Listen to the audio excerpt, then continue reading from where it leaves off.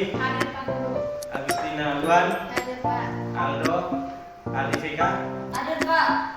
Yufra Sisiran, Hadir Pak. dari Lake, Hadir Pak Guru.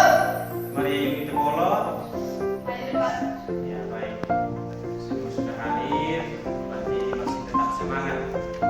Oke baik anak-anak, jadi kita pada hari ini pertemuan kedua masih tentang teks berita. Pada pertemuan kemarin Pak sudah sampaikan bahwa pertemuan kedua ini masih tentang teks berita, masih ada yang sama tentang mengidentifikasi unsur-unsur teks berita, membanggakan dan memotivasi yang didengar dan dibaca atau ditonton. Indikator pencapaiannya 3.1.3 mengidentifikasi unsur-unsur berita, dan 4.1.1 menuliskan pokok-pokok berita. Tujuan pembelajaran pada hari ini yang akan kita capai pada hari ini bahwa setelah mengikuti proses pembelajaran secara luring lewat tatap muka langsung, peserta didik mampu mengidentifikasi unsur-unsur teks berita. Kemudian yang kedua, peserta didik mampu membuat pokok-pokok berita. Itu tujuan yang akan kita capai pada pembelajaran kita hari ini. Jadi baik anak-anak, apakah masih ingat pertemuan pertama tentang berita? Masih. Coba Bapak bertanya, apa itu berita? Pers yang dibuat untuk memberikan kabar mengenai suatu kejadian atau peristiwa yang dibuat secara resmi dengan laporan pers. Ya, bagus. Yang lain masih ingat? Masih. Ya, baik. Berarti kalian pertemuan kemarin kalian belajar.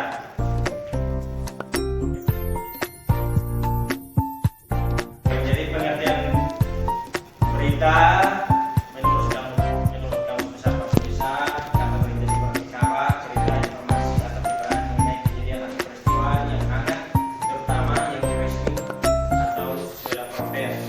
Kemudian teks berita. Teks berita itu teks yang dibuat untuk memberikan kabar mengenai suatu kejadian atau peristiwa yang dibuat secara resmi dengan laporan pers.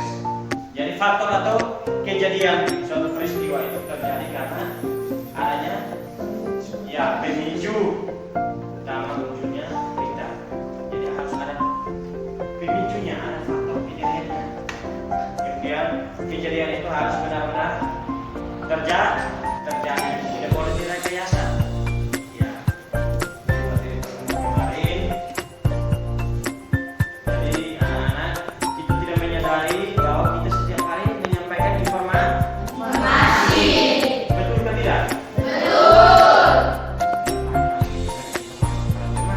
Kepada orang tua, kepada guru, teman kemarin saya ada berita begini, itu satu informasi. Informasi. Secara tidak sengaja, secara tidak langsung, tanpa kalian sadari kalian sudah menyampaikan berita. Berita. Seperti itu. Oke. Kemudian sifat berita. Sifat berita itu yang pertama harus aktual. Coba Nona, aktual itu seperti apa? Hal-hal yang bersifat baru atau aktual memiliki nilai lebih untuk ditulis menjadi sebuah berita dibandingkan hal-hal yang sudah lama terjadi. Ya, jadi sifatnya aktual itu bahwa hal-hal itu memiliki nilai lebih untuk ditulis menjadi sebuah berita dibandingkan hal-hal yang sudah lama. Nah, jadi berita itu harus aktual, itu artinya harus masih hangat. Berita itu baru terjadi. Kalau beritanya sudah lama, orang sudah tidak apa? Orang tidak suka. Jadi berita itu sifatnya seperti kita manusia. Kita menginginkan hal-hal yang baru, yang masih baru. Seperti itu sifat berita. Jadi peristiwa itu masih hangat terjadi. Kalau peristiwa yang minggu lalu orang sudah, itu namanya peristiwa berita itu sudah pasti. Kemudian sifat yang kedua apa? Penting. Iya, yang kedua itu sifatnya penting. Jadi berita itu sifatnya harus penting. Sesuatu yang ditulis menjadi berita mempunyai sifat yang penting. menyebabkan kayak jadi sifat berita itu harus dilakukan oleh masyarakat banyak. Ada nilai pentingnya. Kemudian sifat yang ketiga itu akibat. Jadi sesuatu yang ditulis itu ada akibatnya, ada dampaknya. Oh, berita itu tentang apa?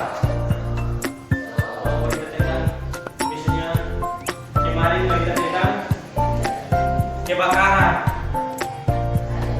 Berita tentang kasus kekerasan seksual. Berita tentang bencana banjir. Berita tentang apa lagi? Kecelakaan lalu lintas. Jadi ada akibatnya, ada dampaknya, sehingga kita sebagai masyarakat kita bisa tahu, bisa menilai berita itu dan kita bisa memperbaikinya. Misalnya, oh dia karena mengendarai sepeda motornya dengan keadaan mabuk, akhirnya dia tabrak. Berarti kita apa yang kita petik dari berita itu? Berarti kita harus mengendarainya, harus tidak boleh dalam keadaan mabuk, harus pakai helm supaya kita ketika terjadi kecelakaan itu kita tidak korban, kita tidak meninggal. Jadi berita itu seperti itu. Kemudian memiliki sifat yang keempat itu sifat emosi. Jadi semua informasi yang diberitakan itu bisa menimbulkan emosi seseorang, membangkitkan emosi seseorang, membuat senang, ya toh. Berita itu kalau kita baca kita senang, kalau kita marah, ya toh. Ketika orang mau berita tentang ini, oh terjadi peristiwa di sini di daerah di desa kita, ada yang senang, ada yang tidak senang, ya toh. Kemudian ada sedih, kecewa, dan sebagainya. Jadi berita itu memiliki sifat-sifat itu, sifat emosi, akibat, penting dan aktual. Ada apa? Ini baik ya. Sehingga sebentar kalian bisa menyimpulkan.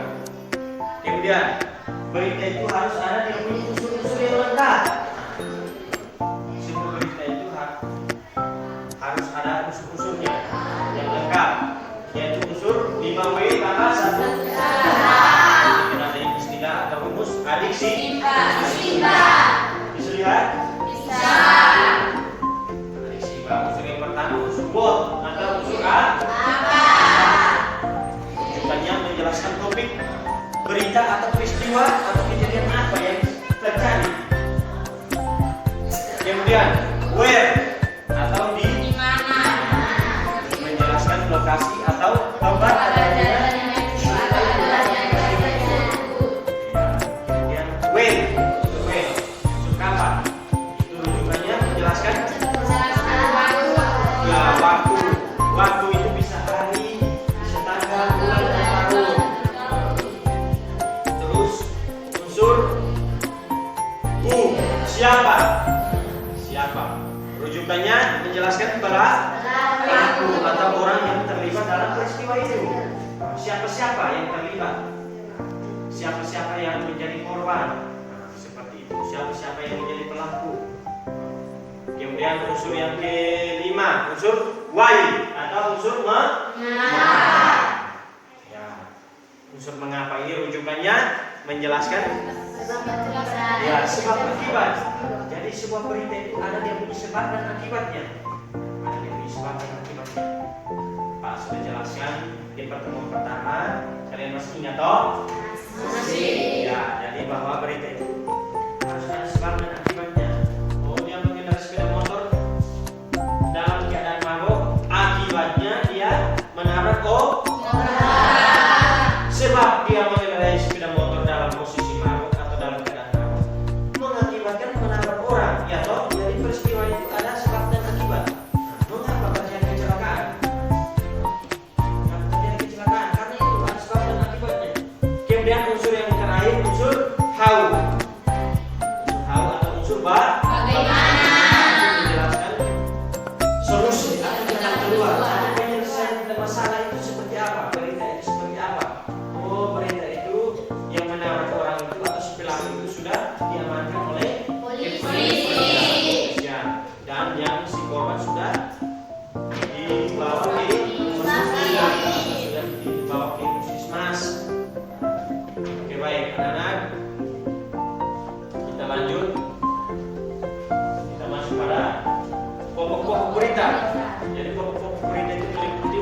informasi.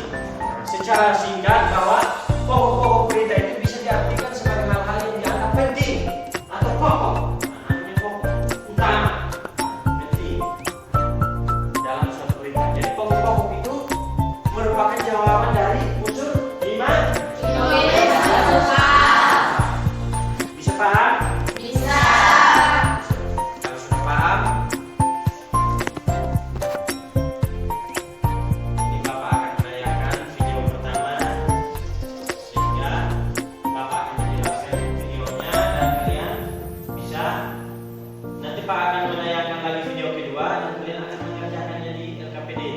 Jadi video pertama ini Pak jelaskan sehingga membuka pemahaman kalian, otak kalian, sehingga kalian bisa mampu mengerjakan tugas di berita kedua, cara kerjanya. Oke, simak baik-baik ya.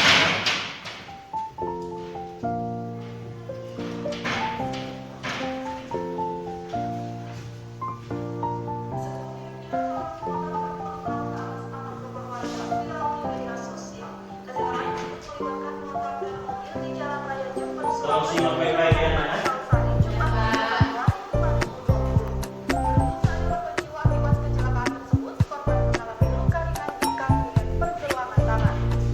Dikutip dari surya.co.id, kecelakaan tersebut terjadi di Desa Gambirono, Kecamatan Bangsal Sari di Jalan Raya Nasional Jember Lumajang sekira pukul 10.30 waktu Indonesia Barat.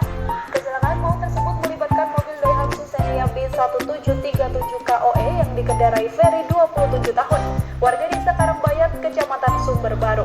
Sementara korban adalah pengendara motor Honda Vario P2547LA. Motor tersebut dikemudikan oleh Ahmad Romli 25 tahun, warga Desa Sidomulyo, Kecamatan Senggoro. Saat kejadian, Romli berboncengan dengan Hafid 21 tahun, warga Desa Darungan, Kecamatan Tanggul. Saat kejadian, mobil Daihatsu Xenia melaju dari arah timur Jember Kota ke barat Tanggul Lumajang, Surabaya.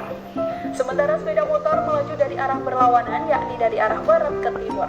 Sesampainya di lokasi kejadian, pengemudi mobil mendahului kendaraan lain di depannya. Naas pada saat yang bersamaan sepeda motor Romli melaju dari arah depan. Karena jarak yang terlalu dekat, bagian depan mobil membentur motor itu. Akibat kerasnya benturan, dua pengendara motor langsung terpental. Romli terpental ke bahu jalan, sementara Hafid terpental hingga jatuh ke atas genting sebuah warung di dekat lokasi. Diungkapkan oleh Kapolsek Bangsal Sari AKP Iputu Adikusuma, tak ada korban jiwa akibat kecelakaan ini. Romli mengalami luka ringan di kaki dan pergelangan tangan dan telah dilarikan ke Puskesmas Bangsal Sari. Begitu pula dengan Hafid, tak mengalami luka apapun.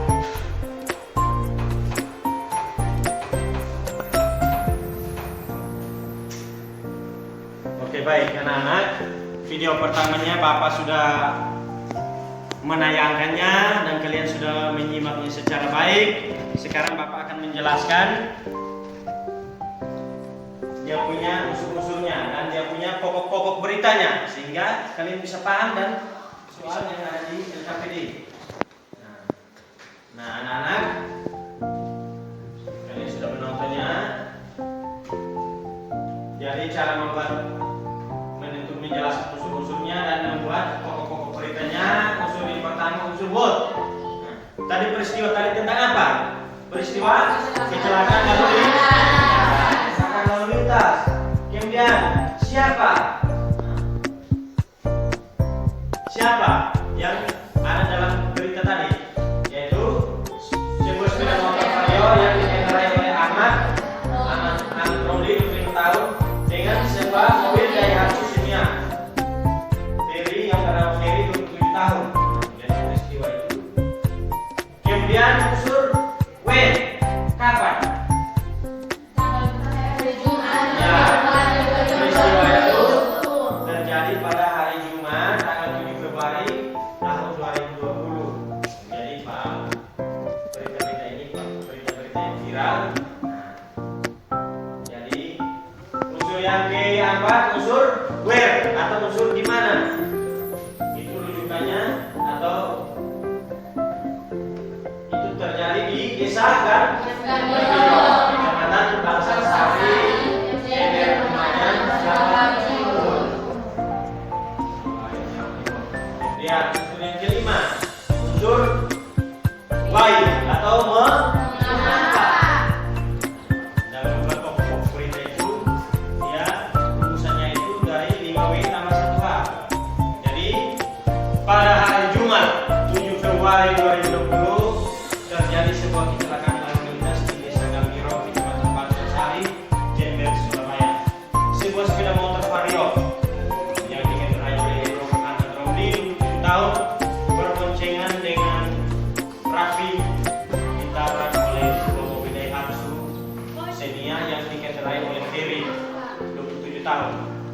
Akibatnya Romli terpental di bahu jalan, sementara Hafid jatuh terpental hingga jatuh ke atas genteng sebuah warung di dekat lokasi. Jadi Romli sampai dia jatuh di atas genteng. Namun peristiwa ini tidak ada korban jiwa. Romi hanya mengalami luka ringan di kaki dan penghilangan tangan dan telah dilarikan ke Puskesmas Bangsal Sari, sedangkan Hafid tak mengalami luka apapun. Kejadian ini sudah ditangani oleh pihak kepolisian setempat. Oke, baik anak-anak, jadi jangan membuat pokok beritanya seperti ini. Kita mengambil kembali yang punya unsur-unsur beritanya. Kita mengambil dari pokok-pokoknya. Oke, anak-anak kalian sudah paham?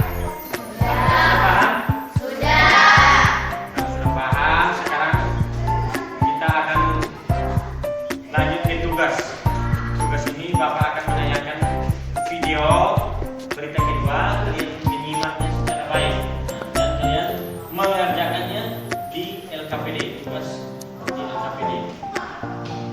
Oke, baik, ini beritanya, simak baik-baik ya anak-anak.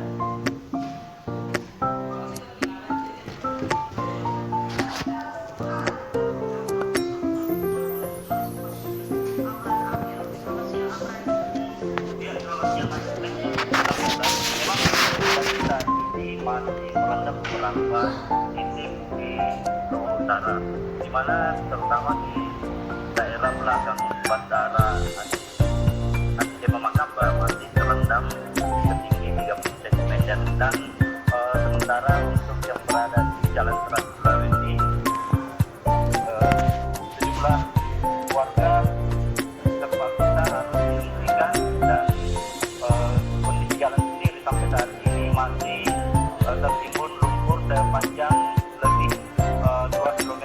Nah, saat ini Badan Penanggulangan Bencana Daerah bersama Basarnas dan tim gabungan lainnya melakukan pemindahan material lumpur yang menumpuk di Jalan Trans Sulawesi.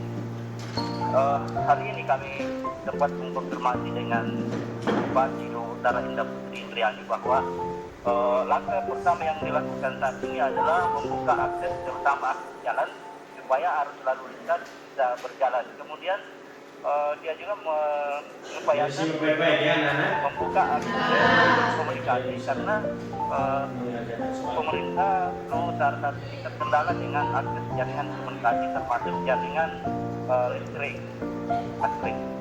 Ya Amran, tapi data hingga kini, hingga siang ini konfirmasi berapa korban jiwa dalam musibah banjir ini? Ya, untuk korban jiwa, memang Badan Penanggulangan Bencana Daerah Kabupaten Lombok Utara dan Badan SAR Nasional hingga saat ini masih terus melakukan proses evakuasi warga di lapangan dan terus melakukan pencarian terhadap korban terutama yang meninggal. Yang pantauan kami di lokasi ada 5 jenazah yang berada di Rumah Sakit Umum Daerah Aceh Makamba dan Rumah Sakit Umum Hikmah. Dan selebihnya adalah ada beberapa korban luka yang masih dirawat di Rumah Sakit Aktif. Amran, sekarang fokus dari pemerintah daerah adalah membuka akses jalan dan juga komunikasi. Selain itu, para korban banjir, warga yang masih berada di rumah juga saat ini sedang berupaya untuk mengungsi ke tempat yang lebih aman. Bisa digambarkan seperti apa upaya warga di saat pemerintah masih membuka akses, namun mereka secara swadaya untuk bisa mengamankan diri ke pengungsian? Ya, proses evakuasi selain dilakukan oleh pemerintah juga dilakukan. Oke, baik anak-anak, beritanya Pak sudah tayangkan, kalian sudah menyimaknya. Sekarang kalian silakan membentuk kelompok. Ya, Pak sudah menjelaskan bagaimana cara membuat atau mengidentifikasi unsur berita dan membuat pokok-pokok berita. Ya, baik.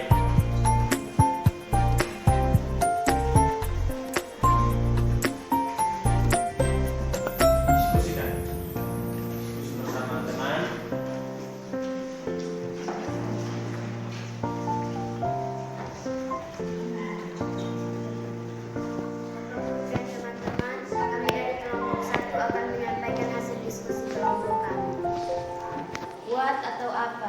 Berita tentang ribuan rumah dan jalan terendam banjir lumpur. 2. Wu atau siapa? Yang menjadi korban bencana banjir yaitu masyarakat Luwu, Utara Sulawesi Selatan dengan korban jenazah 5 orang. When atau kapan? 13 Juli 2020. Where atau di mana? 5 kecamatan di Kabupaten Luwu, Utara Sulawesi Selatan. Why atau mengapa? Kondisi cuaca yang membuat hujan terus-menerus sehingga mengakibatkan bencana banjir yang membawa lumpur dan pasir yang dapat menimbun rumah warga. Sehingga untuk sementara ini diumumkan ada 5 jenazah yang berada di rumah sakit dan mengakibatkan beberapa warga mengalami luka yang cukup serius dan masih melakukan evakuasi warga yang terendam lumpur. Tahu atau bagaimana? Untuk sementara, Badan Penanggulangan Bencana Daerah bersama Basarnas dan gabungan lainnya melakukan pemindahan material lumpur yang menumpuk di jalan Trans Sulawesi sepanjang 2 km. Ada beberapa langkah yang diambil yaitu membuka akses jalan supaya arus lintas bisa berjalan, membuka akses komunikasi karena terkendala dengan jaringan komunikasi termasuk jaringan listrik, terus melakukan pencarian warga di area lumpur yang ada di rumah warga dan terus melakukan evakuasi warga di lapangan untuk mengungsi di beberapa tempat penampungan yang disediakan. Pokok-pokok berita yaitu pada tanggal 13 Juli 2020 terjadi bencana banjir lumpur yang mengakibatkan ribuan rumah warga Nusantara Teman-teman yang lain harus ada. di 5 kecamatan di Kabupaten Luwu Utara, Sulawesi Selatan. Kondisi cuaca yang membuat hujan terus-menerus sehingga mengakibatkan bencana banjir yang membawa lumpur dan pasir dan menimbun rumah warga. Kejadian ini untuk sementara ada 5 warga yang meninggal dunia dan banyak warga yang mengalami luka yang cukup serius. Untuk sementara, Badan Penanggulangan Bencana Daerah atau BPBD bersama Basarnas dan tim gabungan masih melakukan pencarian korban dan melakukan evakuasi warga ke tempat pengungsian. Dan kemungkinan masih banyak korban yang belum ditemukan akibat tertimbun lumpur dan pasir. Tim gabungan juga masih melakukan pemindahan material lumpur yang menumpuk di jalan untuk membuka akses jalan supaya arus lalu lintas berjalan, membuka akses komunikasi karena terkendala dengan jaringan komunikasi termasuk jaringan listrik. Sekian hasil presentasi dari kami. Ya, tepuk tangan dong. Yang pertama peristiwa tentang apa? Tentang ribuan rumah warga. Ya, ribuan rumah dan jalan terendam banjir lumpur. Kemudian unsur siapanya? Unsur siapa atau how-nya? Ya, yang menjadi korban bencana banjir itu masyarakat Luwu Utara Sulawesi Selatan dengan korban jenazah 5 orang. Kapan peristiwa itu? Terjadi pada 13 Juli tahun 2020. Kemudian di mana? Berita itu terjadi di 5 kecamatan di Kabupaten Luwu Utara Sulawesi Selatan. Terus unsur mengapa? Itu menjelaskan kondisi cuaca yang membuat hujan terus-menerus sehingga mengakibatkan bencana banjir yang membawa lumpur dan pasir yang dapat menimbun rumah warga. Sehingga sementara berita ini ditemukan ada 5 jenazah yang berada di rumah sakit dan mengakibatkan beberapa warga mengalami luka yang cukup serius dan masih melakukan evakuasi warga yang masih terendam banjir. Kemudian unsur kaunya atau bagaimana peristiwa itu, lanjutan dari peristiwa itu. Nah, untuk sementara Badan Penanggulangan Bencana Daerah bersama Basarnas dan tim gabungan lainnya melakukan pemindahan material lumpur yang menumpuk di jalan Trans Sulawesi sepanjang 2 km. Ada beberapa langkah yang diambil yaitu membuka akses jalan, harus lalu lintas bisa berjalan. Kemudian yang kedua membuka akses komunikasi karena terkendala dengan jaringan komunikasi termasuk jaringan listrik. kemudian terus melakukan pencarian warga di area lumpur yang ada di rumah warga, dan terus melakukan evakuasi warga di lapangan untuk mengungsi di beberapa tempat penampungan yang sudah disediakan. Oke, baik. Nah, sudah mempresentasikan hasil diskusi kalian. Nah, sekarang sebelum menutup kegiatan kita pada hari ini, coba anak-anak, kegiatan kita hari ini yang pertama tentang pengertian berita, kemudian tentang pengertian teks berita, kemudian unsur-unsur berita, kemudian isi berita atau sifat berita, kemudian pokok-pokok berita. Ya, jadi baik. Anak sudah menyimpulkan dengan baik. Sebelum menutup pembelajaran kita hari ini,